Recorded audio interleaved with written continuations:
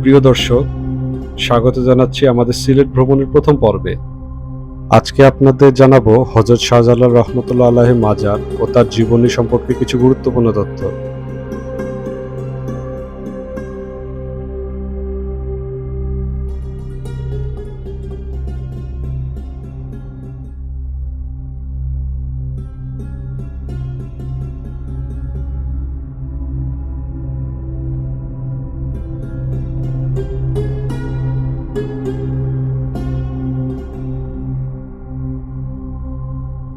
সিলেটের মাটিতে যে সকল পীর দরবে শায়িত আছেন তাদের মধ্যে হযরত শাহজালাল রহমতুল্লাহ আলাইহি অন্যতম, আর এই জন্য তাকে অলিকুল শিরোমণি বলা হয়।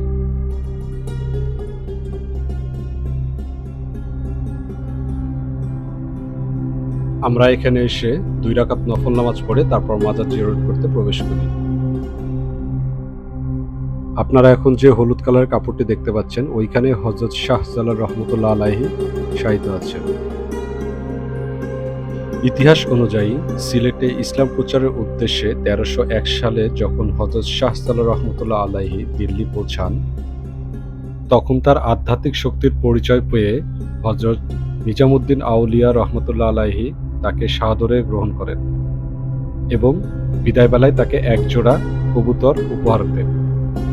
সেই থেকে এই কবুতরগুলোর বসবাস এখানেই এবং এই কবুতরগুলোকে জালালি কবুতর বলা হয়।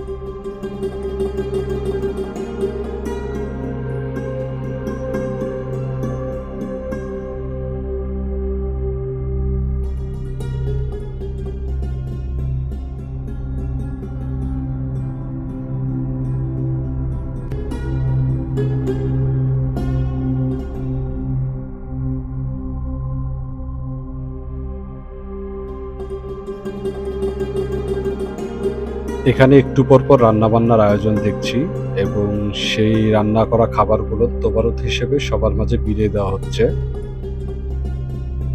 যদিও আমরা আজকে রাতের খাবারটা এইখানেই এই তোবারুত দিয়েই সেরে ফেলছি।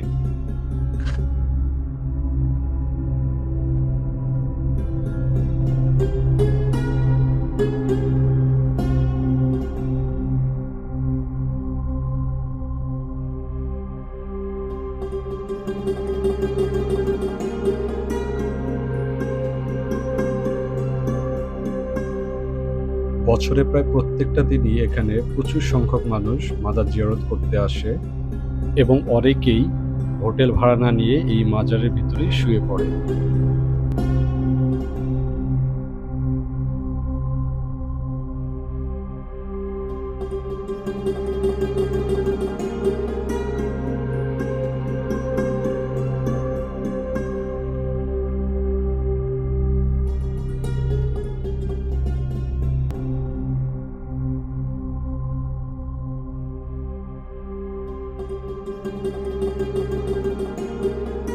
এখানে বড় বড় 3টা হাঁড়ি দেখতে পাচ্ছি, আর এখানে অনেককেই দেখছি টাকা পয়সা এগুলো দান করছে।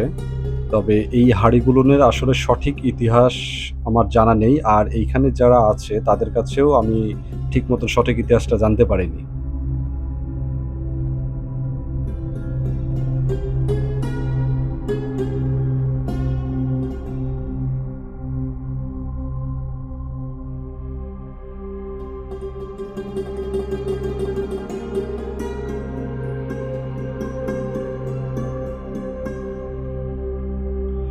আর মাজারে এসে আমার সবচাইতে বিরক্ত লাগছে এই জিনিসটা।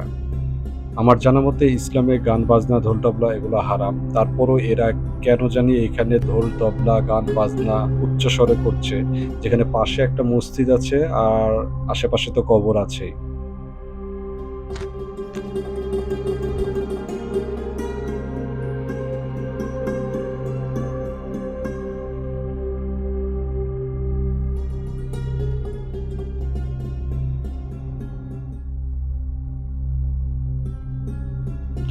মাজারের মেন গেটের বাইরে রাস্তার 2 পাশে অনেক দোকান আছে, যেগুলো থেকে চাইলে আপনারা তসবিহ, জায়নামাজ, কোরআন ইত্যাদি অনেক কিছুই কিনতে পারবেন এবং বাচ্চাদের জন্য অনেক চিনির তৈরি চকলেট আছে এখানে, যেগুলো আপনারা চাইলে কিনতে পারেন।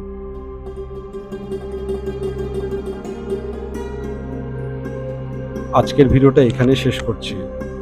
দেখা হচ্ছে আপনাদের সাথে আমাদের সিলেট ভ্রমণের ২য় পর্বে। সবাইকে ধন্যবাদ জানাই ভিডিওটি সম্পূর্ণ দেখার জন্য। আসসালামু আলাইকুম।